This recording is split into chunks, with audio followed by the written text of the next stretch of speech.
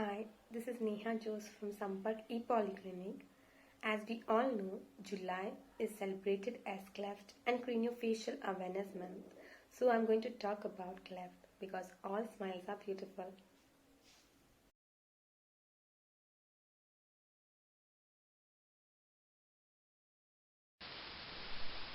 So what is cleft?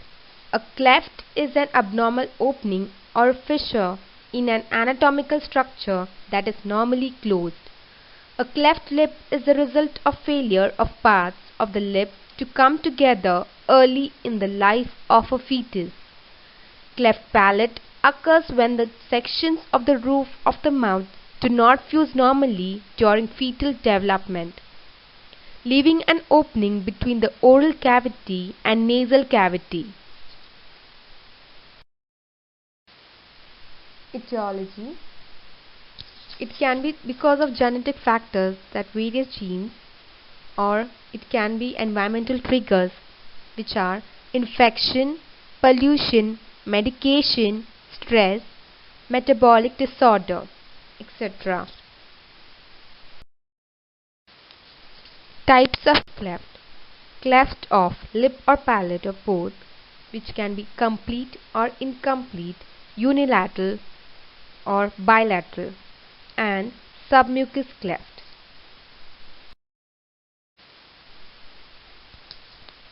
In this you can see the normal palate and normal lip. In the second picture you can see a unilateral cleft lip and palate, and in the third figure you can see a bilateral cleft of lip and palate.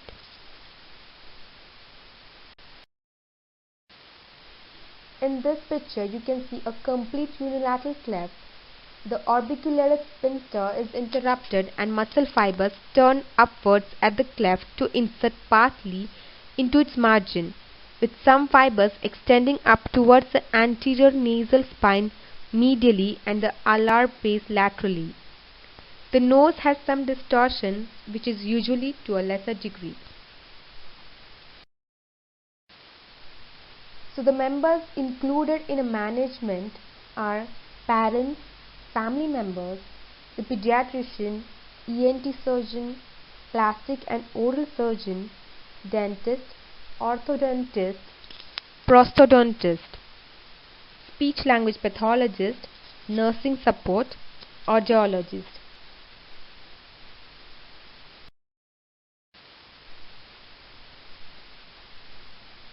Children with cleft lip or palate or both will have effect on the language, as there will be delayed language development, which will result in immature syntactic development, short utterance length, overall delays in expressive language, and high rate of feeding disability.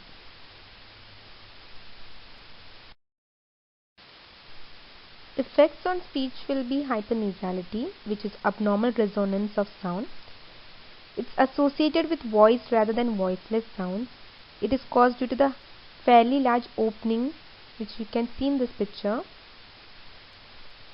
So the hypernasality on vowels and nasalization of consonants often increase with utterance length, speed, or phonemic complexity.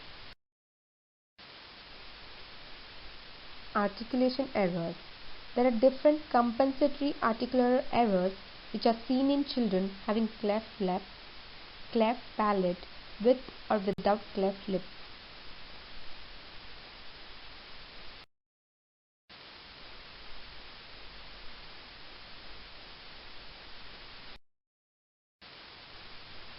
Voice problems are also seen in cleft lip or palate or both,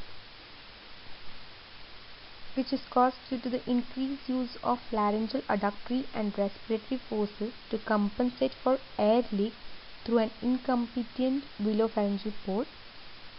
Glottal stop leads to hyperreduction of vocal folds. The complete speech language assessment will include a sample of vocal behavior or spontaneous language sample screening depending on the child's age and abilities. Administration of standardized receptive and expressive language tests. Administration of a standardized articulation test, speech sample, where we can see the resonance assessment will be done, speech understandability, acceptability, intelligibility assessment would be done, hearing assessment, oral facial examination.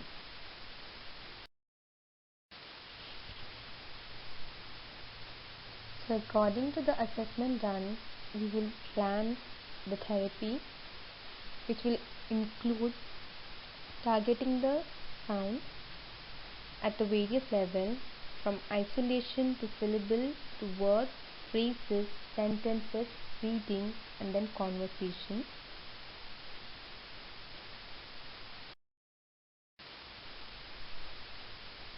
What we understand from these slides is that the importance of detailed assessment of speech and language in cleft lip and palate and management of cleft lip and palate, as well as the members included for the timely and effective management, and most importantly, the awareness and involvement of parents.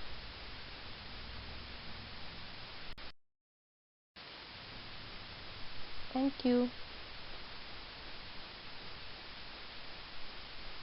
If you have any question, please write to us on comment section below.